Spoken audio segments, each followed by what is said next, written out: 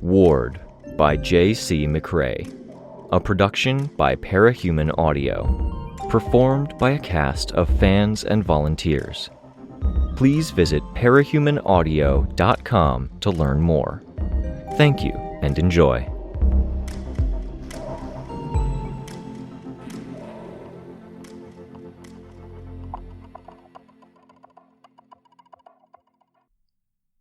Arc 14, Breaking, Chapter 3. There were no big television cameras to capture us, no news crews with their own setups, just the people with laptops hooked into masses of wires that seemed to weigh more than the laptops themselves, those wires threading their way beneath seats to the big screens at the back. But there were people with phones out. The thought crossed my mind that we could have Kenzie intercept anything too crippling. It was a fleeting thought, and one that sat uncomfortably in my head after it had fleeted. "You don't sound surprised," Gary Nieves said. Rein's statement had thrown us all for a loop, and whatever else he was, slimy fearmonger, a scarier kind of politician than even Citrine, a stubborn asshole, he was used to this battlefield, under the withering stares of uncountable eyes where every word mattered. I could see Rein hesitate. My own thought was on how to handle the link to Citrine, and it wasn't an easy route to take because I wasn't at peace with the choice to work with her. "It sucks," Rein said. He reached up to touch his hair or his face, and he seemed to realize, belatedly, that he still wore his mask. Rather than stumble, he jumped into his next statement as if invigorated. "All of this is scary, and what you described doesn't sound good, but we're living it. It's scary to think about capes taking over worlds, but I've seen it. I saw the woman who used to rule Earth Shin take steps to reclaim her throne, and He stopped there for just a bit longer than a fraction of a second. "We saw her die," Tristan filled in. "She tried to take over, but the wardens were watching her. Her enemies were watching her, and when she made an attempt, she was killed. Imprisonment and trial would have been nice, if I'm being honest, but no choice. She was throwing buildings around. And now others step in to fill the void. Her sister." My sister. Amy. It was tough to hear, but I had kind of anticipated that line of attack. I felt irrationally pissed off, which was a lot because I had a right to be pissed that he was picking at my scabs. "We don't talk," I told him. "Shouldn't you? Putting aside the fact that you're family, you grew up together. You seem to be implying you've taken on the responsibility of watching and handling the dangerous ones before they get too far." "Not my team. All heroes. Even some of the villains." "How good a job can you do if you live with one for most of your life and you can't even see that she's deranged enough to dismantle human beings and put them back together wrong?" I flinched. "How good of a job can any of you capes do policing any of the others? You've missed some pretty big stuff, even among your families." "I can't speak for my teammates or the other heroes," Tristan said, "but there are others watching what's going on in Shin. Last I heard, they were keeping parahumans contained to one area and letting the rest of that world get back to its own rhythm. But what I can say," Tristan added with more vigor, bullying his way through. "Sorry to interrupt, but I wasn't done. What I can say is that people are watching out, and I think we're doing okay. To go back to the topic of her sister..." "Why?" Swansong asked. She was incensed enough to make me worry. "To poke at old wounds?" "Easy," I said. "It's my wound, and I'm not getting heated here." "Your sister, Antares, who is supposedly being watched, apparently just did to someone else what she did to you 4 years ago when she put you in the hospital. She was sick then and she's sick now, and no, I don't think anyone's watching closely enough." Ashley took a step forward before I could even process that mental image. I did a full 180-degree turn, my hand going out to almost punch her collarbone more than I put my hand out to stop her. The heel of my hand rested against bone, while my eyes dropped down, my expression tense. I was sure I was giving the crowd a good show. I turned away a bit and let my hair fall down into the way to hide my expression. "Stop," I said, my voice a whisper. "I'm sure people are looking after the situation," Tristan said. "We might not catch everything, but we don't want any of the bad stuff any more than you do. We watch because we have to. Like Precipice says, this stuff you're bringing up can be scary. Our own lives are on the line when we go out there to stop despots and monsters, and we can't afford not to keep an eye on the dangerous ones." His voice was confident, steady. I focused on it. Misinformation, I told myself, and I willed it to be true. Misinformation that Amy had done something, anything like what she'd done to me. A teacher plot aimed at making this worse. I had a feeling in my throat like I wanted to groan or to throw up. I swallowed it, doing my best to logic it away with the mantra of misinformation. Gary was saying, "Yet our current mayor, tell me, should I call her Jean or Citrine?" "Call her whatever you want," Tristan stated, which, shit, sounded combative. "Call her Jean Wynn, I think," I told Gary. I couldn't afford to let the others stumble through this with their own worst traits being highlighted. I couldn't let myself sink into my own worst mires of thought. That was what Teacher wanted. More confident, I turned his way and said, "The amnesty where we said your past crimes don't matter unless you commit more came into effect as a combination of deals we had to make to get people on our side to stop the end of the world." "The world ended," Gary said, "to stop it from being worse. So people struck deals, and to some degree, all of this was a wake-up call for an awful lot of awful people, and there was a lot of room for second chances." "We're still talking about Jean Wynn?" I had more vigor as I talked. Citrine was a safe subject. Not an easy one, but a safe one. "I'm talking about a lot of people. Mayor Wynn's power doesn't change how she leads. It doesn't influence her decisions. Am I happy about it? No. She was a member of one of the groups that had a stranglehold over my hometown. But they kept the peace, and that's better than some.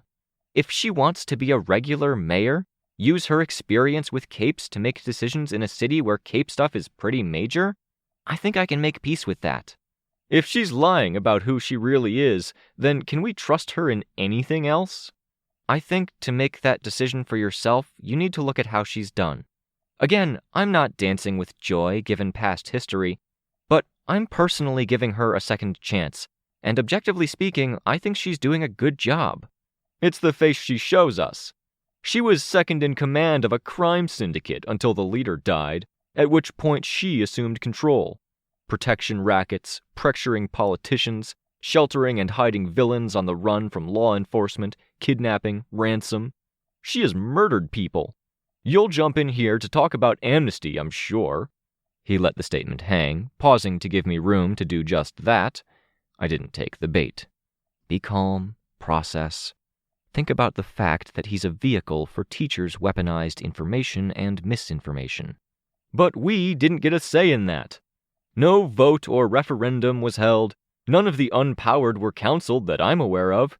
We weren't asked if we wanted to make this deal." "You'd rather Scion have killed every last one of us, unpowered and powered alike?" Ashley asked. "It took every last bit of strength we had, including the assistance we had to barter for, you insipid dolt." "Easy," I said, even as my heart rate tripled. "Damn it." "I'll let your outburst pass without comment," Gary said. "Even if we accepted the amnesty, we have to limit it to not punishing people for crimes committed on Earth Bet. That's it. It doesn't mean we can't look at what she's doing as a politician and wonder just what it is she's doing behind the scenes, knowing how she's operated in the past.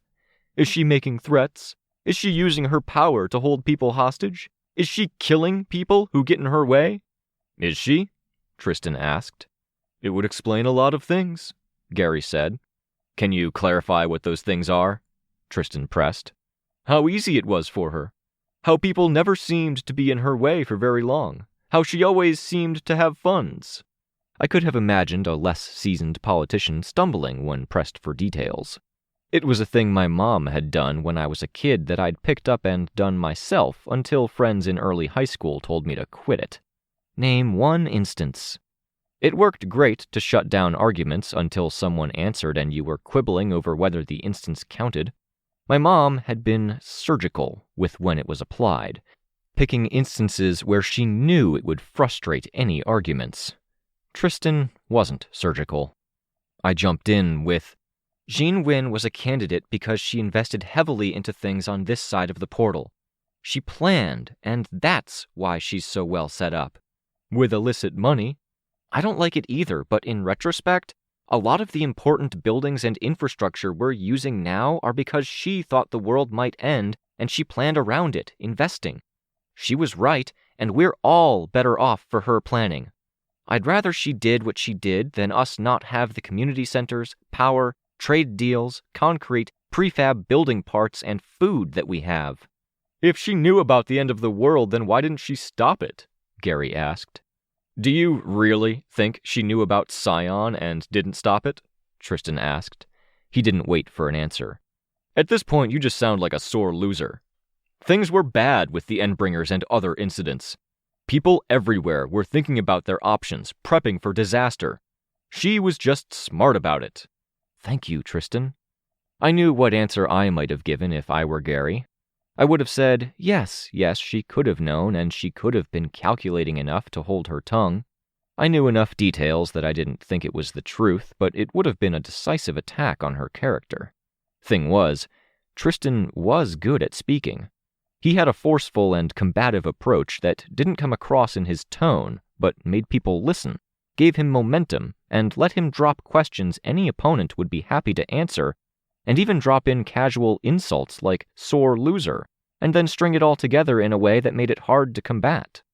Gary couldn't answer the question with an attack on her character without being the sore loser, couldn't answer the sore loser comment without sounding like he didn't have an answer, and the audience came away with what Tristan wanted. Funny thing was, I was realizing that Gary had all the answers. He was ready. He'd probably gone through 100 mental recitations of this debate or similar debates since getting the material he'd shown from the slides. He'd already shown himself to be quick in answering the tough, accurate questions. But when Tristan came at him with his own unique approach and a less stellar argument, Gary seemed a little flat-footed. Rein had done something similar, but without the raw presentation. You're devoting a lot of effort to defending her, Gary said. Because you're devoting a lot of effort to attacking her, Tristan said. I followed up. Bring things back to center. Rein established our thesis, whether I love it or not. Precipice said this all sucks. He's right. The world ended. Things aren't great. This cape stuff, people taking over worlds? You're right to be upset and angry. He's right in agreeing to that. I don't think you're right that every world is taken. Not Shin, probably. Mayor Wynn has given us no indication she's using powers to rule us. She was elected. Somehow. And she did get there using her advantages. As you said, money that came from caped villainy. Sure, I said, probably. But as much as I don't like her or her role in what happened to my hometown, I do think she wants the same thing we all want. She wants us to get through this winter. She wants us to thrive. My team, we want the city to thrive. The best of us are getting bloody, injured, and traumatized fighting the worst of us. The best of us, Gary answered, his voice taking on a different tone. Do you really think you're better than us? The best capes fighting the worst capes, I told him. To balance my answer, I added, I can't think of any non-capes I really dislike, let alone qualify as the worst, and I can think of a lot I love. And here I hoped I was getting a refreshing bit of honesty from you all, Gary said. Too bad. It's interesting, though. The best. Fuck me, he was really seizing on that. I think the sorts of people who have fought Endbringers a dozen times, dedicating their lives to helping others, they deserve the title of hero or of best, just as much as any soldier who fights for our country, Bet or Gimel, I told Gary. I took a page from Tristan's book. The therapists who kept them sane through it, patrol leaders, lawyers. I know them, and I consider them among the best, too. PRT directors who keep an eye out for those who need help, Ashley said. Friends, Rein said, barely audible, certainly not audible to Gary. The people you've listed off are all cape-related, Gary said. It's the life I've lived, I answered. I was a cape from the beginning. And it consumes everything, Gary said. He stared at me, his eyes level, not even wavering. I'm here because I don't want it to consume us. His arm swept around to incorporate the crowd. Rein had his thesis. This was Gary's. Rein shifted position, like he was about to speak, and then stopped. Maybe nervousness. I tried to fill in for him. We don't want it either, and believe me, we've seen and survived some of the worst of what's out there. Don't be ridiculous, Gary said. I've pulled an actual human baby out of my throat after someone tried to implant it in there. I've seen people cut into fist-sized cubes and have to live through it. Some of my teammates got similar treatment. Rein touched my arm, and I thought at first it was support or solidarity. Then I felt the fingers of the small arm that gripped me down by the elbow tighten. I grew up with the bad, all-consuming stuff, too, Rein said. The isolated, scary stuff is bad. But there's good stuff, too. Good people. People who are trying to help and fighting on the exact same side for the same things you're fighting for. I don't think that's ridiculous. Right, we're not trying to scare them. That's why he stopped me. I said you're being ridiculous because you talk about surviving the worst when you represent it, Gary said. What the fuck, Gary? I've researched the various teams. I know who you are, though it took some reminding. You had an attempted murder charge for apparent fratricide while they were trying to figure out how to charge killing someone you share a body with. You were Fallen and were directly complicit in the mall fire that killed over a dozen people. Each statement was punctuated by a shift in the tone of things, reactions from the room. I could hear his voice echoing, a half-second late as the speakers outside carried it to the crowd beyond. Your own mother just went to Earth Shin for medical care because you struck her so hard you took part of her head off and damaged her spine. I dropped my eyes to the ground. Gary apparently knew the fucking particulars better than I did. Fuck. I wanted to retort, but the mental picture took my breath away. I'd left the hospital wanting to keep anyone from ever having the same kind of fate I had. And then I'd hurt my mom that badly. And they'd taken her to Amy, who had allegedly done something. I didn't want to connect those dots. And you were Slaughterhouse 9, Gary finished, his capstone. So stupid, Ashley told him. I reached out, my hand on her shoulder. She looked at me, and her eyes, white from corner to corner, black wisps of smoke curling out from the edges of the eyelids, exaggerating black eyelashes. Her eyes were empty, blank. We should go, I said. She batted my hand away from her shoulder. Stupid, small man, Ashley said. She took steps forward, and I flew a bit to keep more or less in front of her. I was ready to tackle her to the ground. My wariness and tension seemed to be reason enough for Gary to back up. I spared a glance and saw Sveta was pushing past the crowd that was standing around the rows and columns of chairs. Ashley took advantage of that glance to step around me. I didn't spare another look for Rein and Tristan.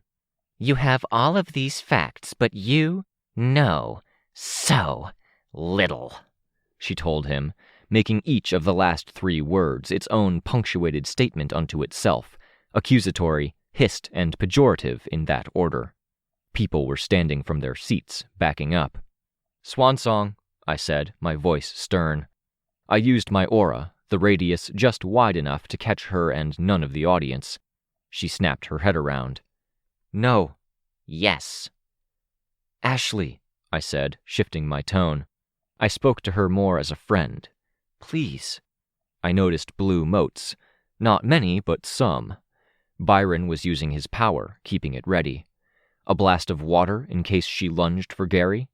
I hoped it wouldn't come to that. because it implied I wouldn't be in a position to tackle her out of the air. She reached out in my direction, and it wasn't a warning or a threat of a blast aimed at annihilating me, just a hand extended, relaxed. I grabbed it, and I felt her shift her grip, her fingers interlacing with mine. She half turned, reached for the wrist of the hand I held, and undid something before twisting it, partially using my grip to help the twist. When she pulled her hand free of mine, the movement was gentle, and careful to keep everything from elbow to fingertip pointing up. It required my cooperation to let go of her fingers, and I gave it. Her fingers were stiff in their movements and slow as she touched the other wrist. She didn't keep her left hand upright and instead let her arm swing down. The swinging motion, coupled with the hand being unattached, saw it sliding out, flying in Gary's general direction. Pale and slender, each nail was done up in black and white polish. It hit the ground like a lead weight, landing halfway between herself and Gary. Fingers twitched as they curled up like the legs of a dead spider. Nail polish splintered off. Her other arm didn't swing down, but simply lowered. I saw the hand slide free, striking the ground near her foot. The pipe that extended out from the bottom end of the wrist stuck up for a moment before it toppled and hit the ground with a sharper sound. "They took my hands," Ashley said, staring at Gary, extending her arms partially up and out. The stumps were capped with metal discs with circular holes in the center for the hands to slide into, slick with blood and lubricating oil in equal measure. "They held me at knife point when they made me join. They took my hands. They took my ability to speak, and they made me act like one of them. I wasn't an angel before, but the fact they had to make me says I wasn't really Slaughterhouse 9. I relaxed, dropping the 6 inches to the ground. With that, the tension of others in the room began to dwindle. 1 or 2 people sat. Others remained standing but didn't look ready to bolt. "Wherever you're getting your information, you're not getting the full picture," Ashley said.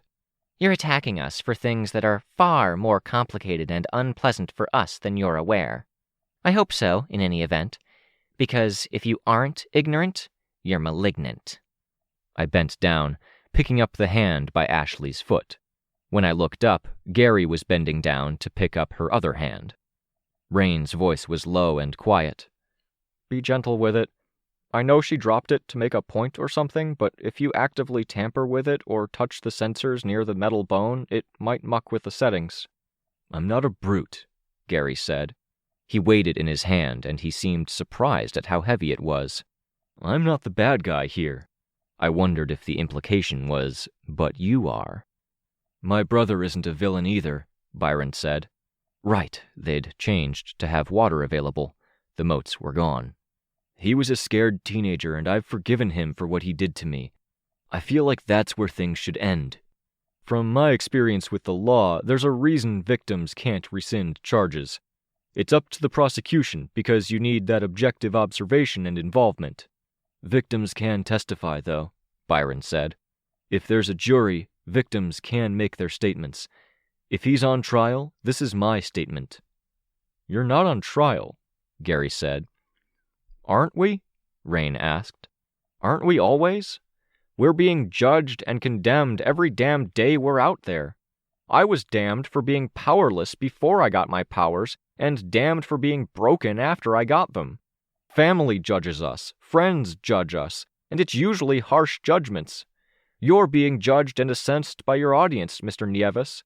They're always doing it. That's just how people work." "I don't think you capes are on trial nearly enough, considering the damage you can do." "I agree," Rein said.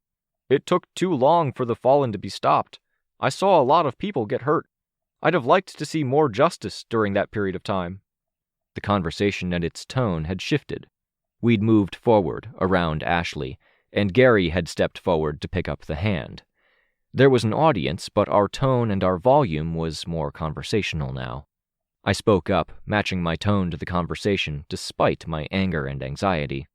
"I want to get to a place where there is more justice, where the courts are equipped and able to act against parahumans that cross the line. Even if those parahumans smash their own mothers' heads into a wall? Even, I said. I didn't flinch. I stared him down instead. It was a miscommunication, me not telling her enough about my power, maybe a bit on her for not letting me be in a position to tell her. That sounds a lot shittier to say than I think it was. It's complicated, Rein said, his old catchphrase. Ashley wasn't asking for her hand back, and she wasn't lifting her arm up to indicate for Gary to give the hand back. I felt like it would be forcing the issue to take the hand I held in my own, cold and otherwise human, like the chunks of the navigators had been, and give it to her. She wanted him to offer, and he wanted... I wasn't sure. I've seen so many people die, Gary said. If we don't take a harder line now, then I'm going to see more die. A lot of us were there, face to face against Scion, Byron said. We saw deaths firsthand. We were there for outright warfare against the Fallen. Dozens died. I don't want to one-up you, sir, but I think we've seen more die than you have, and it doesn't hurt any less. Byron shifted back to Tristan. Gary looked wary about the blurs, as every small difference in detail between the two brothers was bridged by a brushstroke smear of shadow before consolidating in the new form. I think we want everything you want, Rein said, but we can't be debating you or defending ourselves against allegations while we work toward that end result. Vastly, painfully simplified allegations, Tristan said. Well, if you wanted to derail my speech and the promotion of Mrs. Darleet's book, I think you succeeded. No, I said, and my voice was harder. Swansong just laid herself bare, showed you her disability. You're holding the evidence in your hand as we speak. You used me for ammunition, Ashley said. I get to say something back. Isn't that how a trial goes? If I don't get to, it's something else entirely, and you might as well have the common decency and feeble trace of courage to follow through and either hang me or burn me at the stake.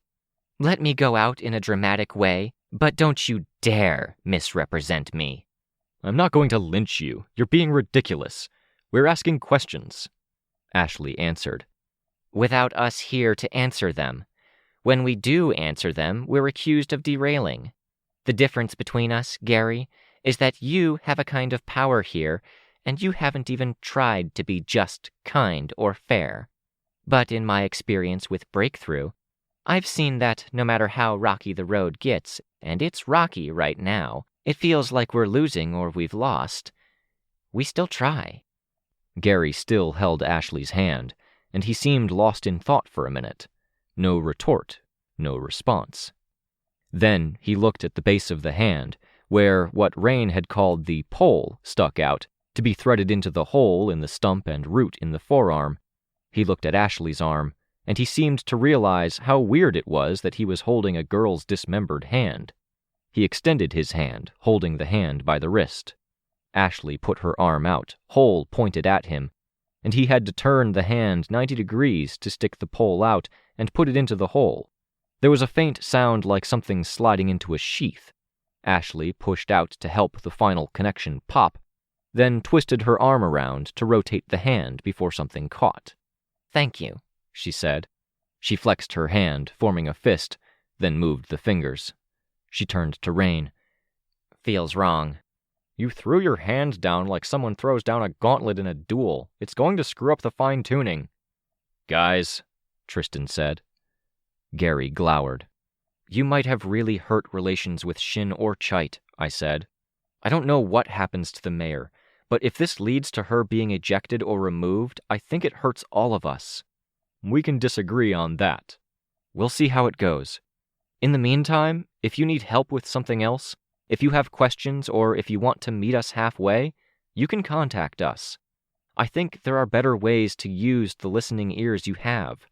If you get tired of tearing things down with no plan to build them back up, I have ideas about how you could educate and inform people, or broaden what we have in the way of the patrol that lets people have more involvement.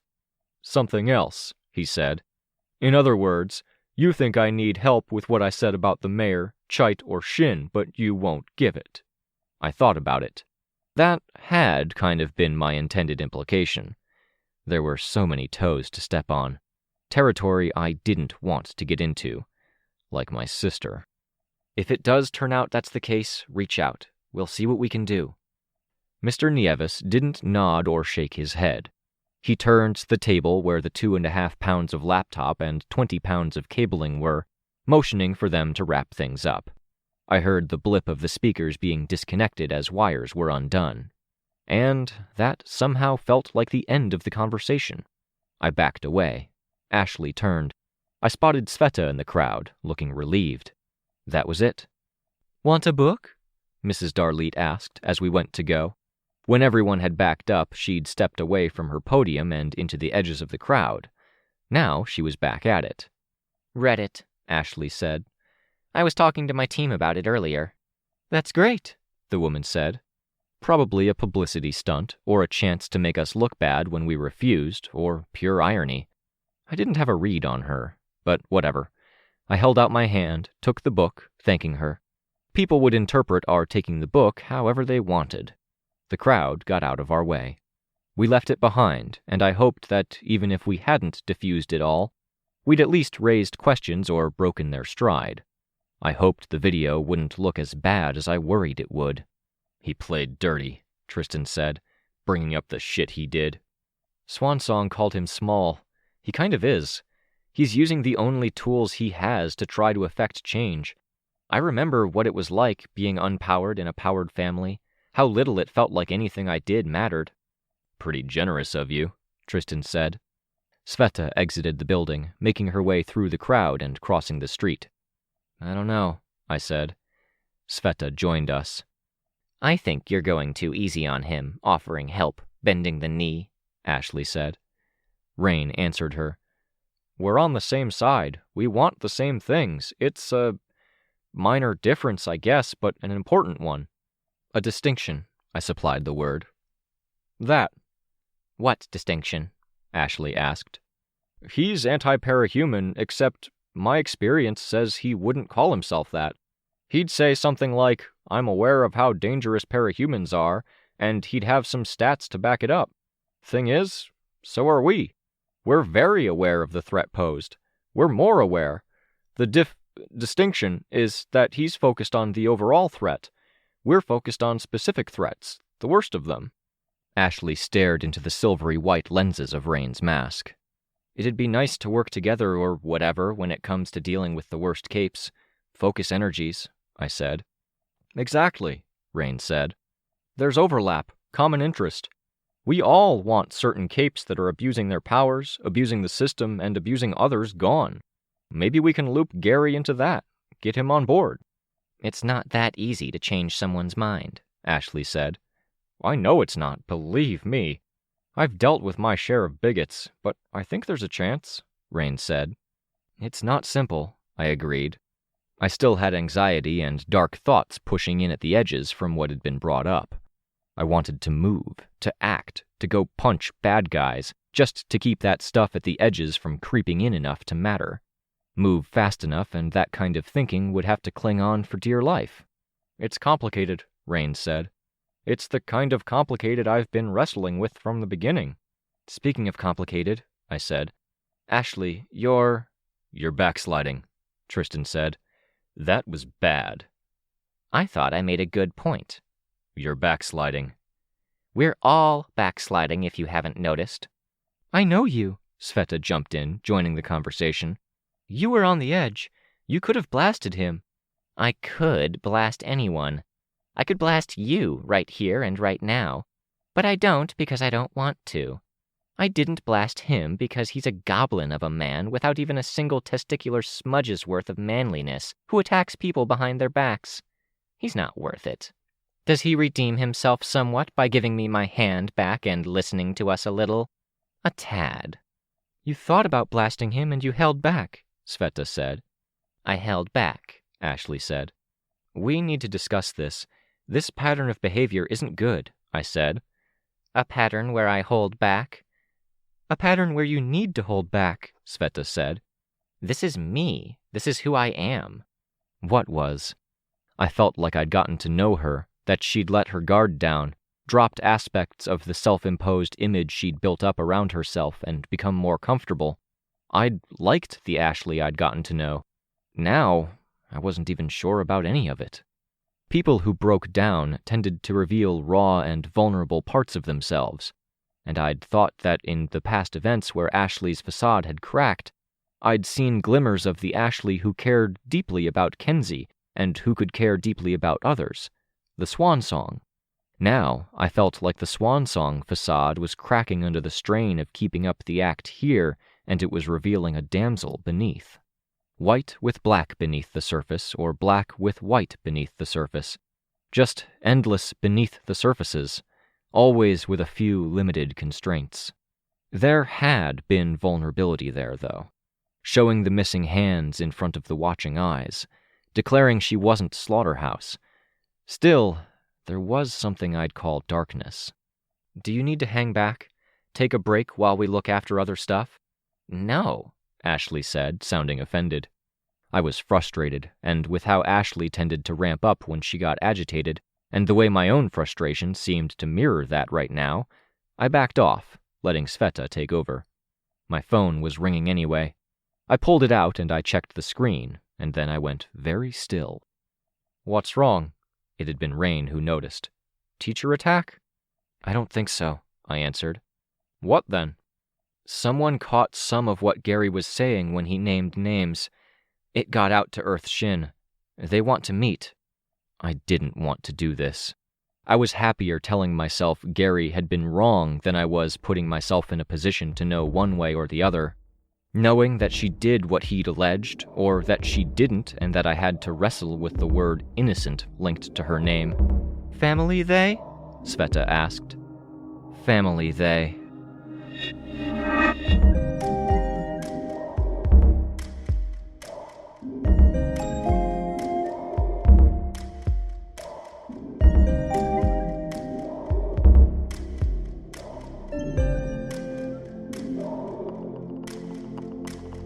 This was a production of Ward by Parahuman Audio. Ward and the Parahuman stories are written and owned by J.C. McCrae. You can find the original text and support the author at parahumans.net. For more of the Ward audiobook, as well as other community works, please visit parahumanaudio.com. Music for this chapter was by Evan Witt. Find out more at wittynotes.com. Editing by IcarusFallen. Narration by Robert Rein Ramsay. Find more of their work at our website. Thank you for listening.